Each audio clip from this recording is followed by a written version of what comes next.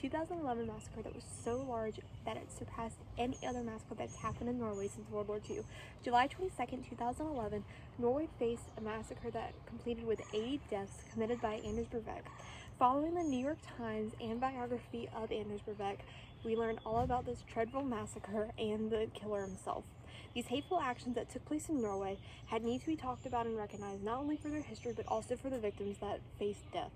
The main things I want to cover is who is the attacker, Anders Breivik, the attack itself, and the aftermath that Norway faced due to these attacks. Now let's start with Anders Breivik. He's a 32-year-old right-wingist with a very loud voiced opinion, and he lived in Oslo. In 2009, he went to Prague on a vacation in order to collect weapons to start plotting this massacre that he had planned. Back in 2009, also, he became a farmer. According to biography.com 2011, he actually became a farmer in order to start plotting these 6 tons of pounds of bomb fertilizers that he created in order to create these car bombs that he planned to use for these attacks. Speaking of, let's get into the attacks. The first attack that took place at the government center of Scandinavia, where the Prime Minister was actually there on a visit. His plan was originally just to kill the Prime Minister, but it turned into something worse. 7 were killed, 15 were harmed, and the Prime Minister walked out unscathed from these attacks at all. The police immediately locked down the city, but it didn't stop Breivik from dressing as a police officer, getting on a ferry, and going to his next location for attack, Utøya. Utøya housed a political youth summer camp, which was full of kids when he started his shooting spree. Kids jumped in the water and swam in order to try to get away, but nothing helped.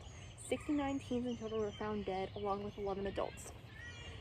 Police immediately seized Breivik on the island after these attacks were completed, and found that his social media motivation and in his house the plans for all these attacks were enough to commit him of his crime. In the New York Times by J. David Goodsman, they actually found on his Twitter a tweet tweeted the day before saying, "One person with a belief is equal to the force of 100,000 with only interest." Police immediately ordered that no one was to leave Oslo, stay inside, stay off their cell phones and social media, and immediately closed every border to Norway and to Oslo. Citizens were scared because Norway was always considered such a neutral zone, and no one understood why these attacks took place. An American terrorist organization came in order to help find out what the cause of all this was, and they actually determined that he was learning from Al-Qaeda. Immediately, caution went into place for every Norwegian citizen. The terrorist massacre of 2011 committed by Anders Breivik was a tragic event and would set history and a precedent in Norway. It is important that we always remember these tragic events, not only for their tragedies, but also for the victims that had to lose their lives in order for these attacks to take place. With every sad piece of history, we always learn and we always grow, and I think that's more important now than ever, especially in Norway today.